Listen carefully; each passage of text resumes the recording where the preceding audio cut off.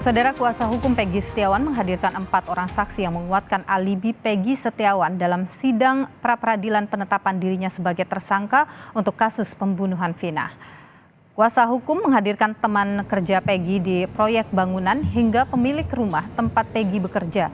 Dalam kesaksiannya, teman kerja Peggy membenarkan Peggy berada di Bandung pada malam pembunuhan Vina dan Eki. Pernyataan ini juga diperkuat dengan kesaksian pemilik rumah yang memastikan Peggy ada di Bandung untuk menyelesaikan proyek pembangunan rumah miliknya. Tidak ada. Yang terakhir Ibu Diana. Si Peggy Setiawan yang kita maksudkan sekarang ini sudah ada bekerja di situ atau tidak? Itu memang kalau terakhir ada Pak, ada. Sampai terakhir finishing itu ada. yang maksudnya saya begitu, betul. Jadi saudara saksi harus tegas, ya. Ada terakhir itu ada Peggy, Robi, Ibnu, sama bapaknya Pak Rudi. Pak Rudi sampai itu finishing selesai. Oh, berarti Ibu sudah ada ya. Oke. Kasusnya Peggy Setiawan ini wajib enggak untuk digugurkan sebagai tersangka? Kalau menurut ahli? Sifatnya menekan dan narasinya interogasi. Justru yang mau izin yang mulia. Jadi interogasi. Kalau mau ngadu ke yang mulia.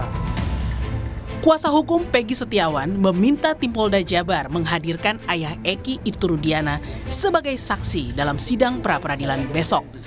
Kuasa hukum Peggy menilai kesaksian Ibtu Rudiana penting untuk memastikan apakah penetapan tersangka cukup bukti atau tidak. Pasalnya ayah Eki Ibtu Rudiana menjadi orang pertama yang melaporkan kasus pembunuhan anaknya ke polisi. Dan berdasarkan keterangan dari BAP Ibtu Rudiana, polisi menangkap pelaku pembunuhan Vina dan Eki. Peggy Setiawan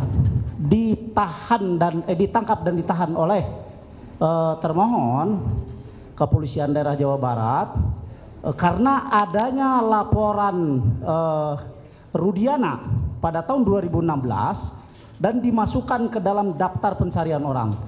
Oleh karena itu, demi keadilan dan demi tegaknya hukum, mohon untuk kesaksian dari termohon besok, Rudiana atau Ibtu Rudiana tahun 2016 dihadirkan di persidangan.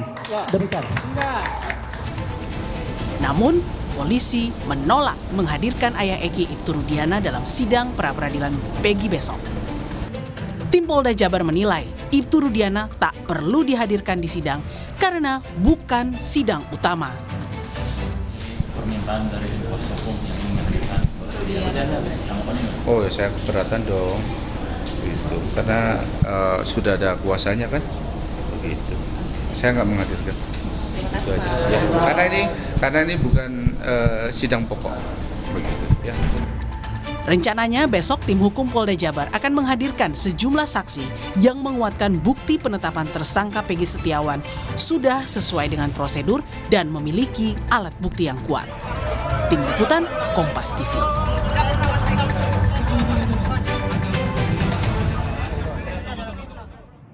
Kuasa hukum Peggy Setiawan meminta polisi menghadirkan ayah Eki Ibtu Rudiana di sidang pra-peradilan pagi besok. Peggy, saudara, sebagai saksi dari pihak polisi. Seberapa penting kesaksian Ibtu Rudiana ini untuk membuktikan apakah Peggy layak dijadikan tersangka kasus pembunuhan Vina dan Eki atau justru hanya menjadi korban salah tangkap? Kita bahas, saudara, sore hari ini bersama dengan kuasa hukum dari Peggy Setiawan. Kita bahas bersama dengan ahli hukum pidana Universitas Pelita Harapan, Jamin Ginting. Selamat sore, Bung Jamin. Selamat sore, Mbak Nilo. Ya, Bung Jamin, kalau Anda melihat dari persidangan hari ini, kemudian proses yang berjalan, apakah memang penting untuk menghadirkan Ibtu Rudiana dalam persidangan?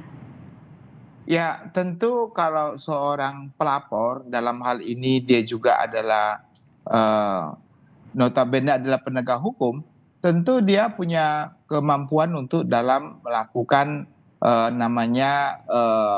penggambaran terhadap kejadian ya, dan siapa pelakunya kira-kira. Karena dia Rudiana ini kan kita ketahui juga adalah aparat penegak hukum begitu.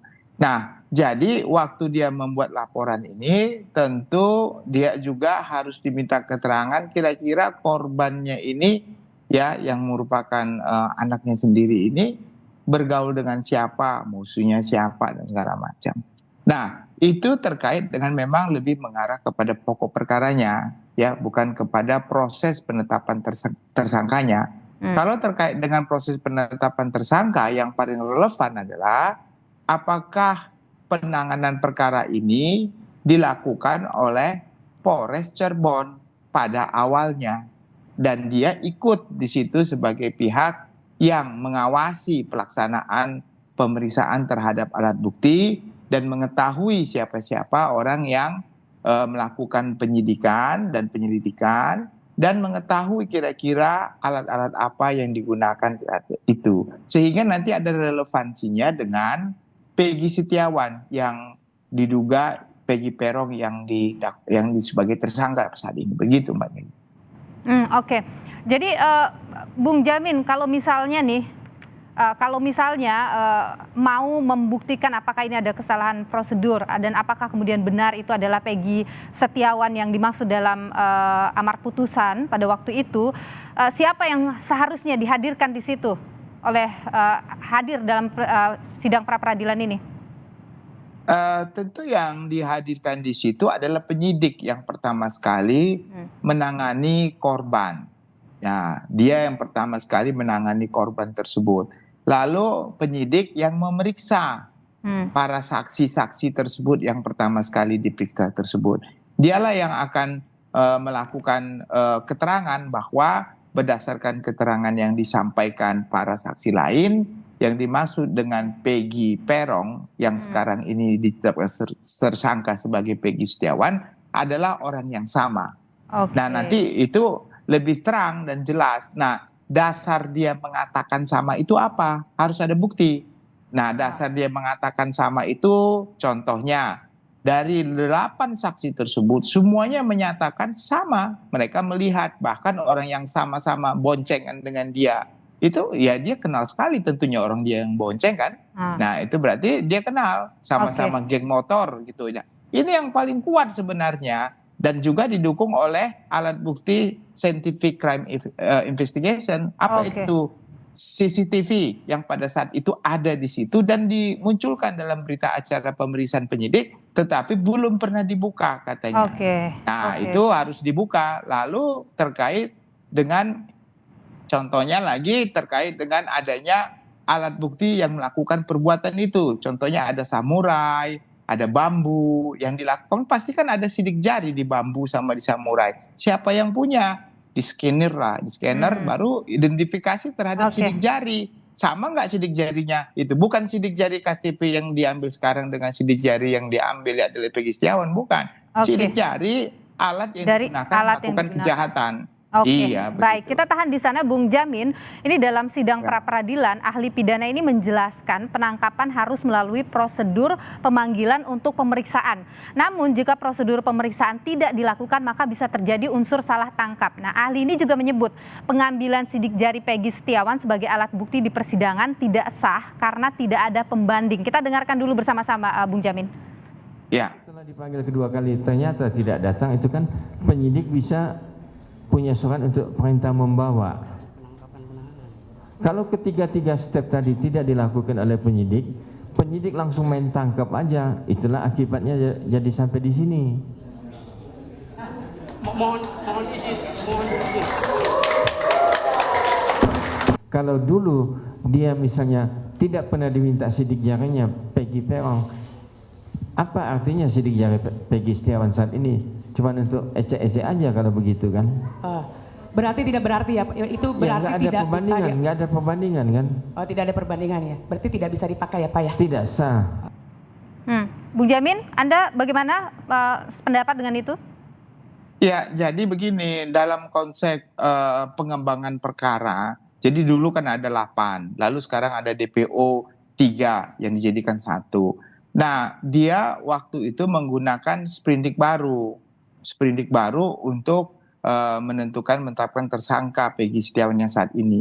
Nah, sprindik baru itu sah-sah saja asalkan dia sudah pernah diperiksa terlebih dahulu. Karena waktu DPO kan belum pernah diperiksa. Nah, waktu dia dikeluarkan sprindik baru, harusnya dia sudah pernah diperiksa Peggy Setiawan sebagai saksi. Setelah dia diperiksa sebagai saksi, baru naik statusnya menjadi tersangka. Nggak bisa orang tiba-tiba belum pernah diperiksa sebagai saksi lalu dijadikan tersangka, nggak boleh. Itu amanat dari putusan MK 21 tahun 2014 dan Perkap nomor 6 tahun 2016. Nomor 9. Nah, jadi udah diatur demikian. Makanya itulah yang disanggap cacat formil terkait dengan peraturan yang sudah ditetapkan sendiri oleh Kapolri begitu. Nah, Bung itu Jamin, yang salah. Kira-kira dengan keterangan dari ahli tadi dalam persidangan itu cukup tidak untuk menguatkan bahwa memang ada kesalahan prosedur dalam proses penangkapan Peggy Setiawan ini?